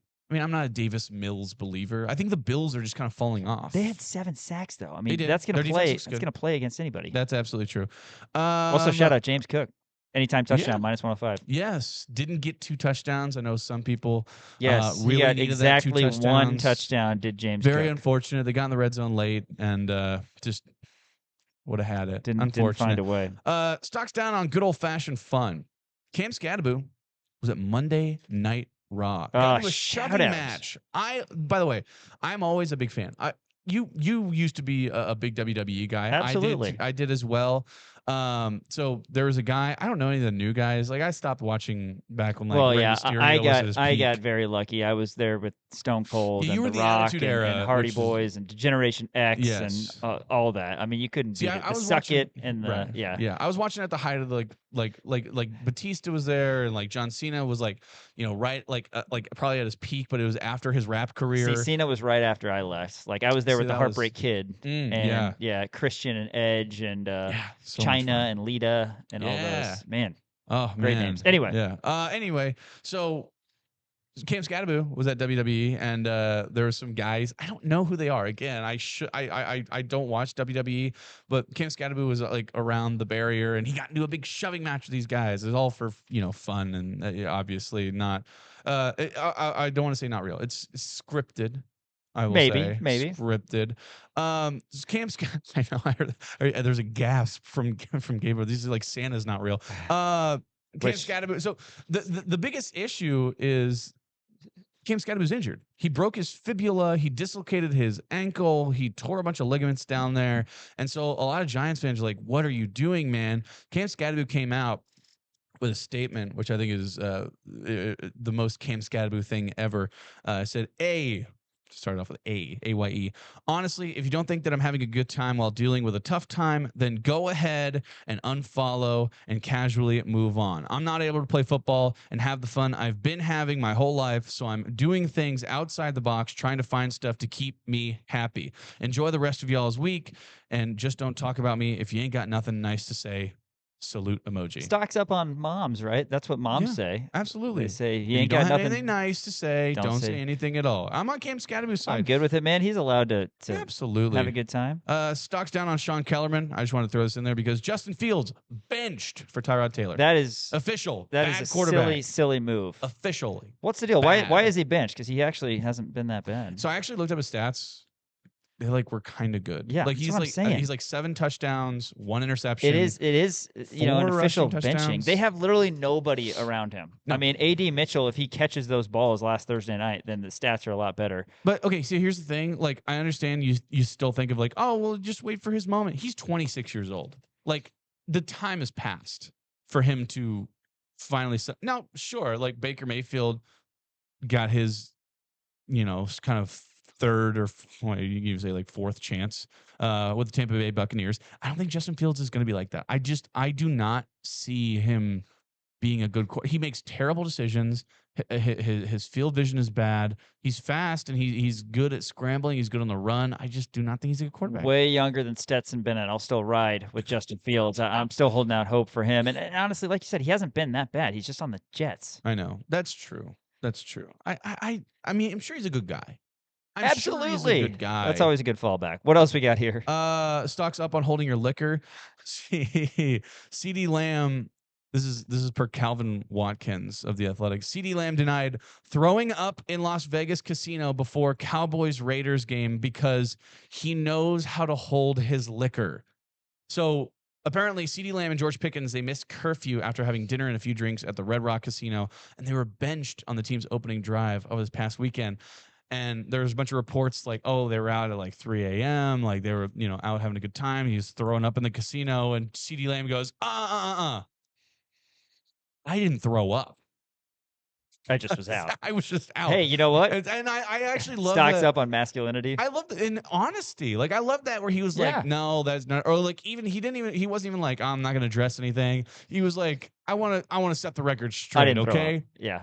I know how to hold my liquor. Yeah. I didn't throw up. It's like, dude, you're still out I'm at like sorry, 3 a.m. gambling but- your money away before a game. But I have a question though. Like, is that big of a deal if the game's at 7:15? No, I don't think. I mean, no. I mean, there's still a people got to unwind in different ways. They benched him for the curfew thing. Yes, I get that. There's still a curfew, and they benched him for the first drive. Like they still the Cowboys without CeeDee Lamb. Like, what are you gonna do? Like you just gotta let him do whatever he does. You know what I mean? Because he's really the bright spot on that in that wide receiver core. But no, I love the fact that he was just like, no, we didn't do that. Also. Do we have time for one more? One more. Let's do All it. right, we got time for one more. Stocks up on advanced analytics. We have a picture for this. In the Nuggets game on Sunday against the Timberwolves, there was a computer glitch and it erased all the player stats after the game. And the graphics guy had to do something after the game. Tim Hardaway Jr., apparently he had a great game, and the only way you know it is because the little thing on the bottom said Tim Hardaway Jr. and beside it, where they usually put the stats, said stats are down, but he played great. Yes. See, you know what? That's an all-timer. Got to do what you got to do. All-timer. Bummer though. It's kind of a stocks down on Tim Hardaway's feelings, right? I mean, 5 of 6 from 3. He ends up hanging 23. I know. But hey, we found it out after the fact. But Yes. good job. Nuggets PR people, by the way, are awesome. They're always great, having hilarious stuff on there. Bill Self, we're going to hear from after this on Rock Chalk Sports. You're watching KansasNation.com. I'm Kenny Logan Jr. and you're watching KansasNation.com. AU basketball heading out to Sin City for 3 games in either 3 or 4 days. We know they're playing Monday and Tuesday, 2:30 tip both days. Notre Dame on Monday is the opponent and Syracuse the opponent on Tuesday. Bill Self met with the media today. Let's hear Coach. Okay. Green. Yes. I'm gonna do this different. Do you expect? Does anybody else have a question? Just to try to make you happy and do it differently. Do you expect maybe an expanded roster this week or next week? Do you know yet what that's going to look like? Or, is everybody healthy? How are the guys? Well, we're recruiting, trying to get an international guy this week, so he could come in and help us. No, we're not going to have Darren in Vegas. Although we have reevaluated, and he's right there close, but he hasn't quite done enough to put him in position to go out and play multiple games in a short span like that. So we're hopeful he's running and cutting and doing all those things, while we're in Vegas, but not to the point where he's probably ready to play. Bill, do you get a sense that your guys get what this tournament is? It's so new, and it's obviously a new format. I don't know that I get it. Sure, good question. The format is it's fine whatever the format is. Right. It's really not. Is it in 3-team pods? Is it in 4-team pods? I don't really know because I don't think it is. And then the 2 games are determined by win-loss and point differential, if I'm not mistaken. So we want to win. We want to play well. We want to put ourselves in the best position. But the biggest thing is, to me, this is a 3-game tournament, and we're going to try to win 3 games. And if you don't win one of the first 2, you got to try to win 2, or however you look at it, because the competition is going to be very, very difficult each and every game, regardless. So I think it's hard to crown a champion based on point differential, but it's the way it's set up. So we got to certainly play to that, and everybody else will try to play to that as well. But the biggest thing is, let's go out there and get better this week. How important is it, or do you think it will become, to play in events like this? I mean, this one expanded so quickly, and I'd imagine there's going to be more like it that pop up in the years to come. Do you agree with that too? I think it's going to be a necessity to play in true NIL opportunities.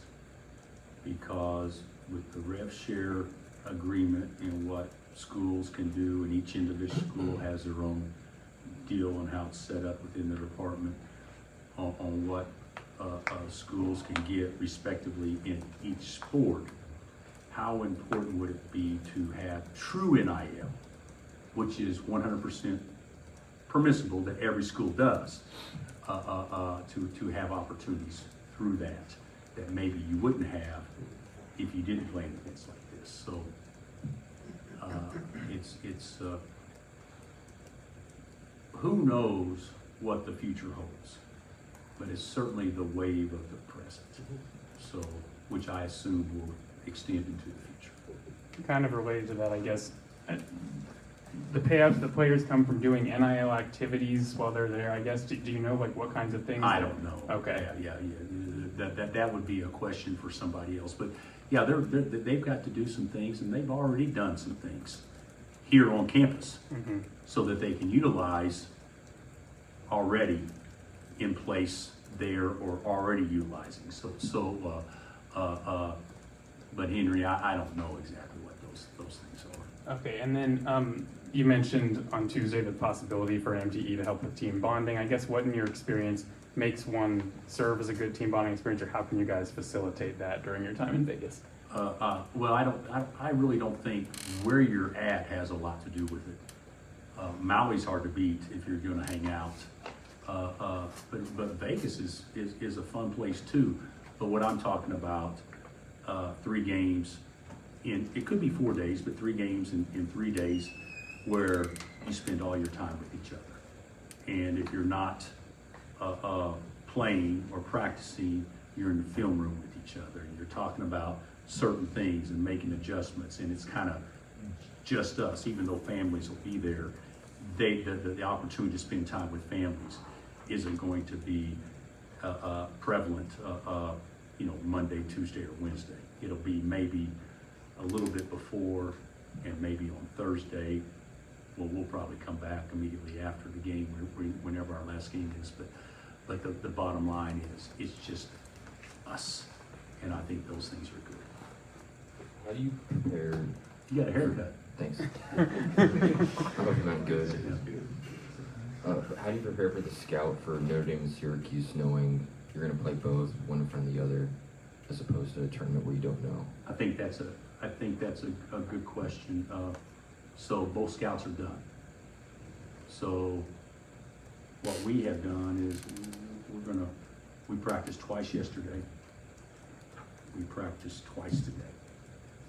All right. We'll be off tomorrow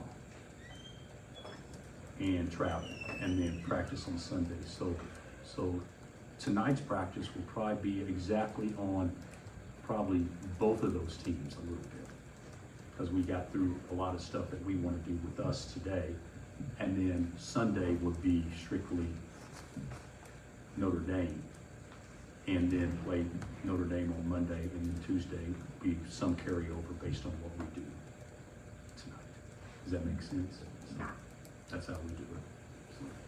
Now, Tuesday night, it could be midnight, and from what we understand, you won't even know your opponent. I'm not even familiar with that. So what would you do? Would you pull an all-nighter? I mean, they could be telling you on Tuesday that your game is coming up at noon Wednesday.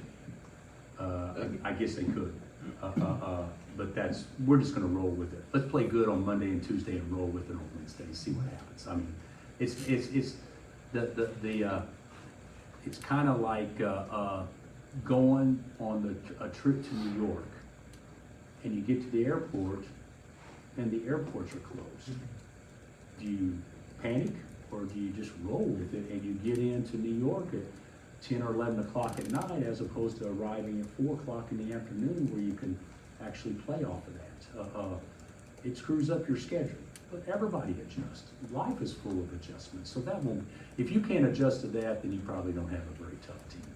So, what is the one advantage to playing? Well, do you think tournaments in Maui and the Bahamas will be in danger in the future? I would say that would be up to the organizers and the event and the promoters to see if they can do whatever the players there is doing. So I don't think they're in danger unless maybe they don't make some adjustments. And I wondered, is Darren practicing? No, that's what I was saying. He's doing individuals and that stuff, but as far as the team stuff, he's not doing that. He hasn't done that yet. Phil, I know you mentioned this team is 35-37% shooting team when it's kind of all said and done from deep. Obviously, I don't think it's quite there yet, as you mentioned after the Duke game. What do you want to see out of some of the guys that are outside of Darren Peterson? Like, obviously, Cole Rosario, Jane Dawson haven't really been as consistent. What are you hoping to see from them and some of the other guys as well who can shoot three? Well, first of all, we were 4-21 the other day. And if Cole makes 2 a game, if Trey makes 2 a game, and Bryson can average making between 1 and 2 a game, you would think Cole and Jaden could be in that range of 2 to 4. And if you have another guy make 4, all of a sudden you're making 12 threes in a game. We haven't shot it well yet. Our shot selection stunk, but we haven't shot it well yet. But so much of that is Darren, and the game's too fast for Cole right now. It's a little bit too fast for Jaden, and Mel. Mel hadn't shot it at all yet, but Mel will make 1 out of 3. But he doesn't look to shoot it. He'd rather get a step closer and all that stuff. But our shooting is concerning, but I still think that we'll be an above average shooting team without question. You mentioned Jaden. Is he gaining on it? Not just the shot, but comfortable, healthy, maybe. all those things. Are you seeing that? I'm seeing improvement. Yeah, I'm seeing improvement. I still think he's got another year he can get to, but I'm definitely seeing improvement. I thought he played pretty well the other night. How much of that do you think is just the maturity, having played a lot of ball? Same with Trey, like guys like that. In what? Do they just get comfortable quicker because they've played so much college basketball? Is that a thing? You know something? I don't think Jaden's comfortable yet. So to me, Trey came in here more comfortable and more prepared to be comfortable because of level and those sorts of things. I still think it is an adjustment for Jaden, and I think he's getting more comfortable. But I think the pace of play is a little bit different. Not so much pace, how quick you shoot it, but pace as far as physicality and the guy in front of you being a little bit quicker. When you're playing against Duke and Carolina, I think that's a little bit different. What have you thought about Bryson and the starting lineup playing with Flory and having Trey at the 3? I think that's our best team when you talk about talent. Now, when Darren gets back, then you could say, okay, what does that do?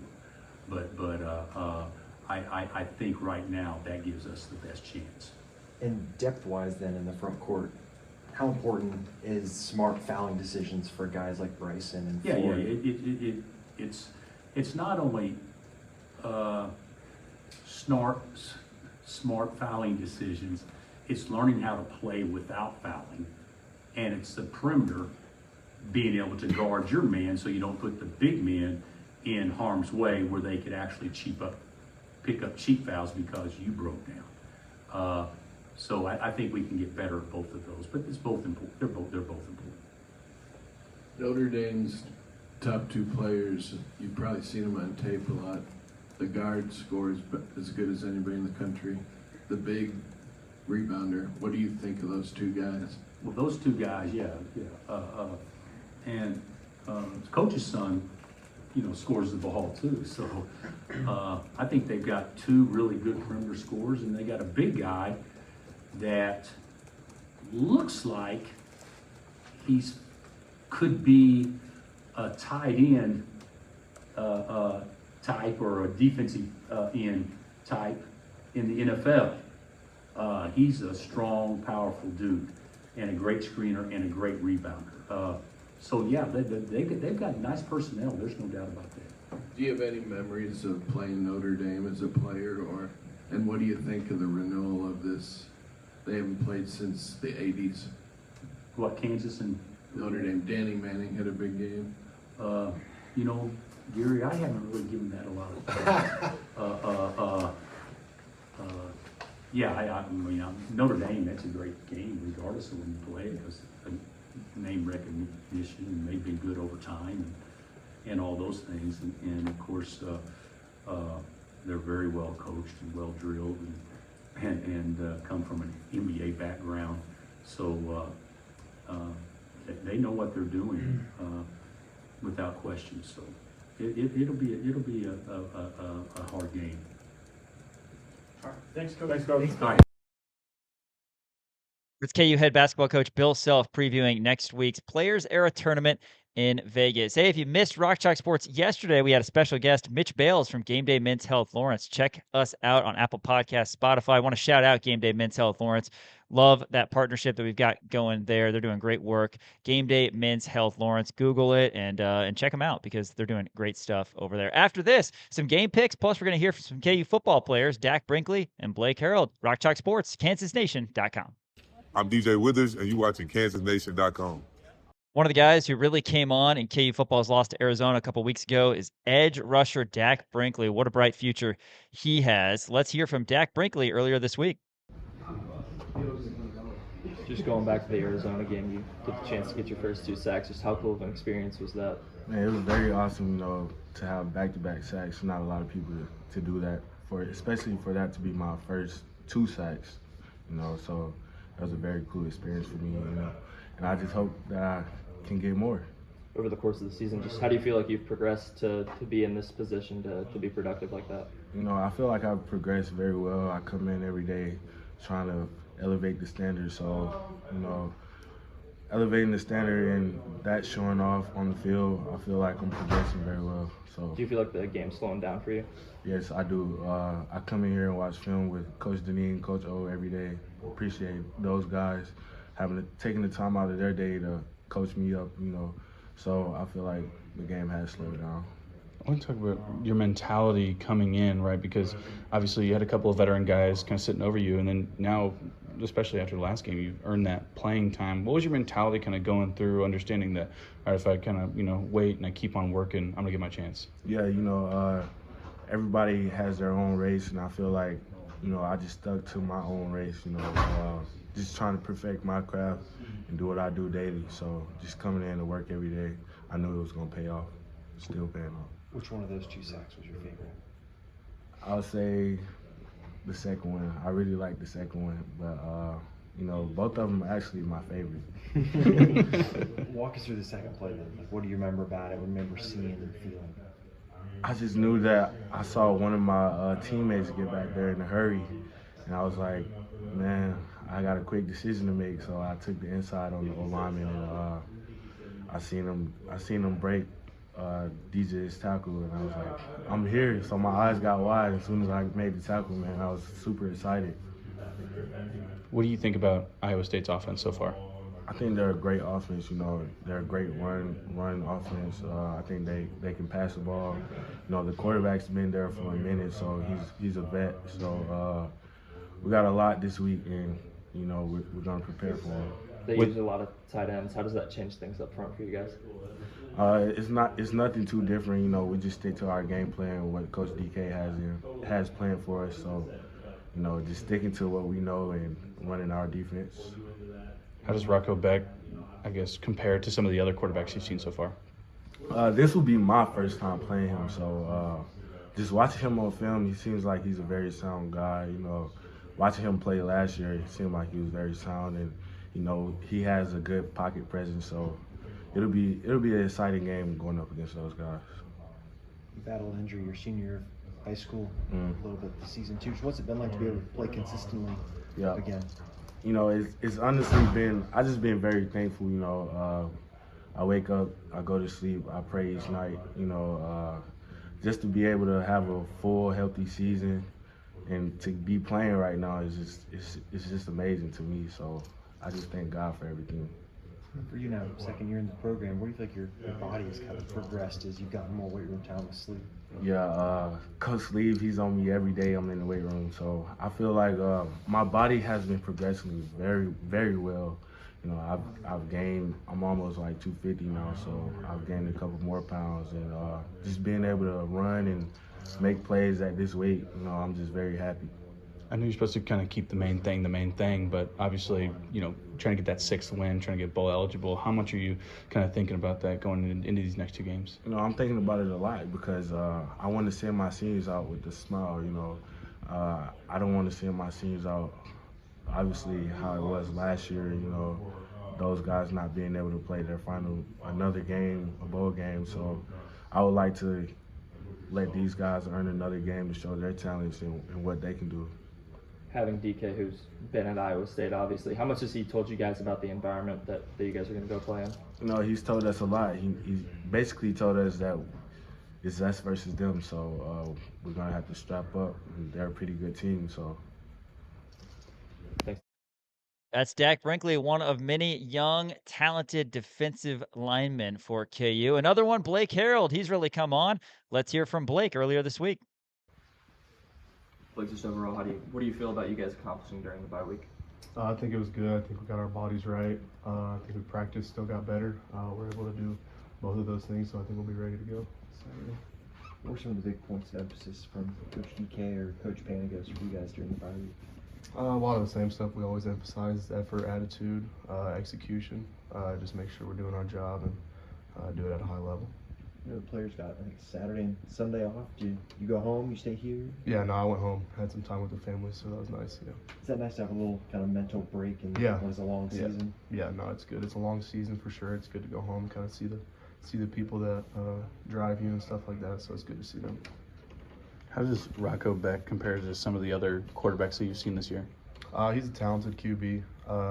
Nothing bad to say about him. I mean, he's a good player. I think we'll just have to see on Saturday. So.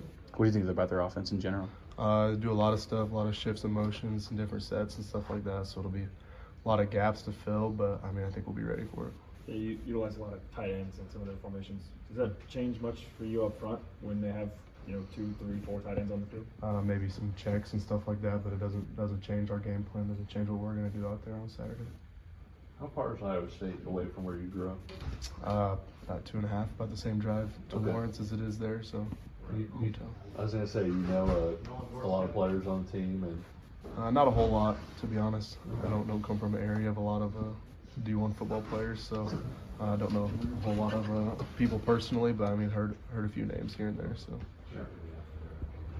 Being in the homestand, that's a similar drive. Like, is this a game? Do you have more family coming? Yeah, no, I'll have quite a few more people be able to come to this game, so it'll be good to see them after the game for sure. You have an idea of numbers wise? How many? Hopefully 15 to 20 people, so it'll be nice. Yeah. Obviously a lot at stake, right? Trying to get that 6th win, trying to get bowl eligible. Is that kind of in the back of your mind of like, hey, you know, we got 2 more opportunities to try to get another game? I mean, it's always been in the back of our mind, I guess, but I don't think it doesn't really change what we're going to do. It doesn't change how we're going to go out there and play on Saturday. I think if we do what we need to do, then those things will kind of take care of themselves. Some of the other guys up front, like Dak Brinkley, he really showed out in the last game. How have you seen Dak, as well as maybe some like Leroy Harris? How have you seen those guys progress throughout the season? Yeah, Dak's just a natural pass rusher. I mean, I've seen that since he came here last year. I've always seen that. He has that in him, and I think he just needs to keep working. And I mean, he's going to get there. And Leroy's been a good player ever since he's got here. So I think he'll keep progressing, and I think he'll keep being a good piece of this defense. With how that Arizona game ended and then having the bye week, just how motivated are you guys to get back out there? I think we're motivated for sure. We didn't end on the right foot, so I think we want to get back out there and show people what we can do. So. You played a lot of snaps this season. Think about yourself at the start of the season versus now. What do you think you've improved the most? Just the game's kind of slowed down. I think I kind of understand what's going to happen and when it's going to happen and stuff like that. So being able to understand that helps me kind of play into what I need to do in pass rush and run stuff and stuff like that. So. That's Blake Harold as KU football is prepared to take on Iowa State in Ames tomorrow, 11 a.m., 9:30, Crimson and Blue coverage on Sports Radio 810 WHB. Hawks need that 6th win to be bowl eligible. Want to give a quick shout out also to Miles Schnare over at Crown Automotive, a great partner here at Kansas Nation. South Iowa Crown Automotive has everything you need. Great communication, and really appreciate that partnership over there. All right, Dan, we've got a little bit of time here for game picks, but first a reminder that KU volleyball is in action tonight in Provo against number 25 BYU, the third of their 4-game road trip. They lost on Wednesday against Utah. Don't want to go 0 for the Utah swing, so good luck in a top 25 ranked matchup.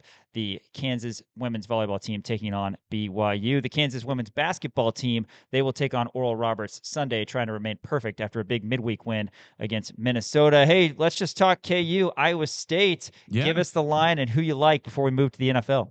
So the line right now is at 3.5. Kansas is the underdog. Over under 55.5 feels a little high to me, but I think it's going to go over that 55.5. Give me Emmanuel Henderson anytime touchdown. Love the odds on that.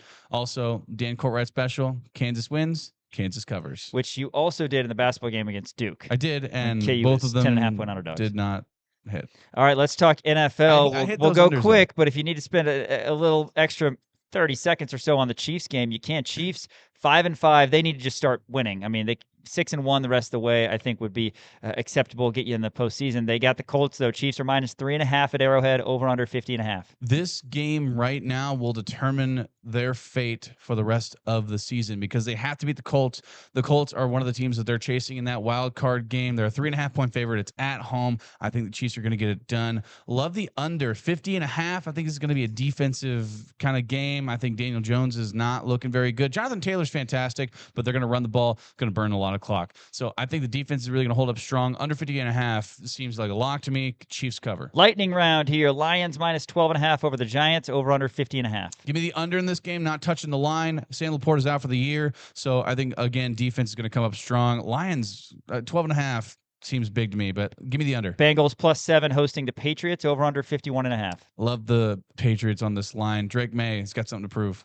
Titans are hosting the Seahawks. Titans getting 12.5, over under 40.5. 12.5 seems mean, and it seems right. Seahawks win it by over 12.5. Jets at Ravens. Jets with no Justin Fields are +13.5, over under 44.5. Yeah, without Justin Fields, they're just a better team, like you said. So I like the Jets on this line, +13.5. All right, interesting there. Ravens get the Browns and the Jets back to back. I don't know what Santa brought them for Christmas last year, but that's a pretty good setup. Packers -6.5 in the frozen tundra against the Vikings, over under 41.5. Yeah, I like the Vikings on this line, but the Vikings do not win this game. Over under 41.5. I like the under in this game. Steelers are at the Bears. Bears are -2.5, over under 45.5. Yeah, Aaron Rodgers broke his hand, so that's obviously very tough for them. Give me the Bears. The Bears playing some good football. Cardinals at home hosting the Jaguars. Cards are +3, over under 47.5. Jags are going to beat them by a touchdown, I think. Browns at Raiders. Nobody's watching it, but who's covering? Raiders are -3.5, over under 36.5.